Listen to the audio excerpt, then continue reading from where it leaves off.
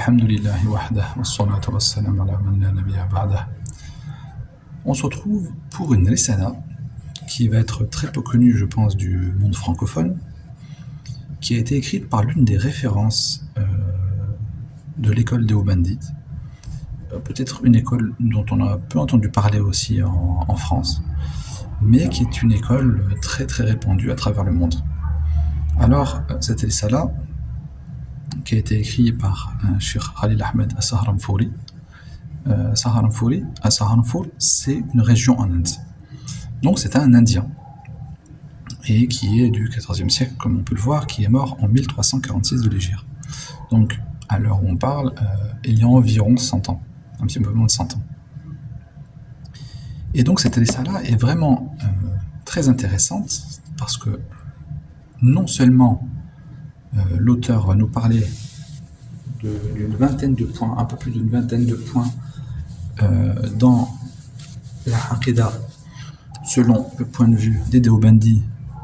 qui sont à la base Maturidi, donc Ash'ari Maturidi.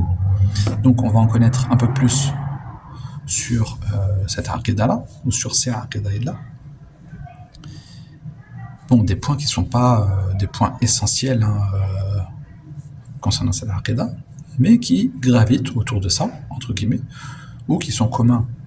à tout le monde. Et puis, en réalité, cette risala est vraiment très intéressante, puisqu'elle dépasse le simple cadre justement de ces 26 et quelques questions, mais elle est agrémentée d'une introduction qui est vraiment particulière, puisque le muhaqqiq, qui est Mohammed ibn Adam al-Kawthari, parle de l'école Déobandiyya, une des plus grandes écoles ou des plus influentes écoles qui existent et qui existaient, et dont nous, le monde francophone, n'en avons entendu que peu parler, alors que le monde anglophone et même arabophone en a énormément entendu parler à travers ces ramifications qu'il y a dans le monde. Alors, l'école Déobandi est une école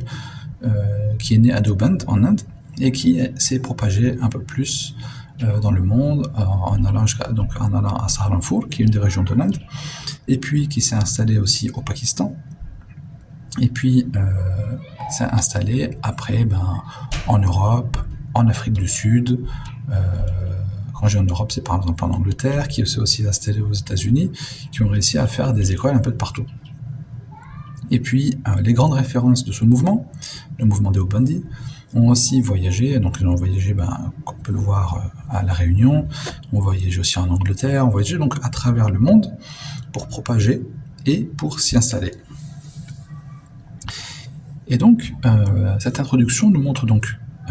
quelle est cette école, comment elle a été fondée, par qui elle a été fondée, quelles sont les références de cette école Déobandi. Et puis, il va nous parler aussi des grandes références de cette école, qui est Rachid Ahmed al-Gangohi, qui est Ibn Abdullah al-Muhajir al-Makki, qui est Qasim al-Nanotwi, et qui sont tous ces noms, et aussi qui est Mohamed Zakir al-Kandahlawi, par exemple. On va voir que énormément de noms plus ou moins connus dans le monde de l'édition et des livres sortent en réalité de cette école. Et en réalité, cette école a eu beaucoup d'influence, parce qu'on va le voir, les références de cette école sont, comme je disais, à travers le monde, mais aussi présents à Mecca et à Médina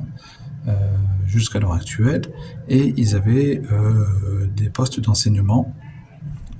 dans ces contrées-là. Donc l'auteur va nous parler de certains points,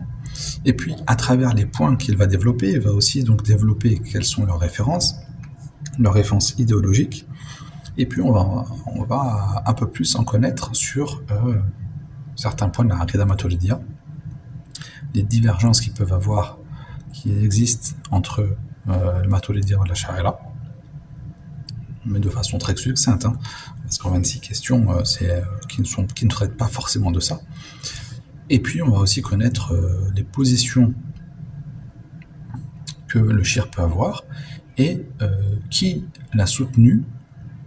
sur ces positions. et parce qu'à la fin, il y a énormément de monde qui ont approuvé cet écrit, tous, ou la plupart plutôt, étant des grandes références du mouvement des Obandi. Donc pour celui qui veut en savoir un peu plus sur cette école qui est méconnue de par chez nous, dont les savants, des fois, nous sont familiers plus ou moins, ou dont les livres nous sont familiers, par exemple, le Shir, Khalil Ahmed Sahamfouri, peut-être le nom ne va pas nous évoquer quelque chose, mais si on parle de Badr al-Majhoud fi Hal Sunan Abi Daoud, donc qui est une explication de Sunan Abi Daoud, alors peut-être ceux qui s'intéressent au hadith vont se dire ah oui, je connais cette explication, qui est une très très bonne explication, qui est une très grande explication de Sunan Abi Daoud, qui a été faite par ce Shir, et qui a aussi des annotations de Mohamed Zakaria Kandahalawi, qui était un contemporain, qui était d'élève et l'ami du Cheikh Khalil Ahmed. Donc voilà, pour en connaître un petit peu plus sur cette façon de penser, sur leur position, je pense des fois à ceux qui font des roudoud à d'autres personnes, mais qui ne connaissent pas vraiment leur position. C'est toujours délicat, parce que vouloir faire un rad à quelqu'un si on ne connaît pas exactement sa position, si on ne connaît pas ses références, si on ne peut pas citer les livres ou les auteurs de référence, sur quoi voudrait-on faire un rad? Sur notre compréhension à nous, de leur position à eux, sachant que des fois ces positions ne leur sont pas réellement attribuées, et si elles leur sont réellement attribuées, on ne les comprend pas nous-mêmes. Donc il est important, pour ceux qui veulent en connaître un peu plus, de diversifier ses lectures. هذا والله أعلم وصلى الله وسلم على نبينا محمد. معنا نهج حياة جئنا تبصرة عن كل ضلال أعددنا بضع رسالات تحمل نورا للأجيال معنا نهج حياة جئنا تبصرة عن كل ضلال أعددنا بضع رسالات تحمل نورا للأجيال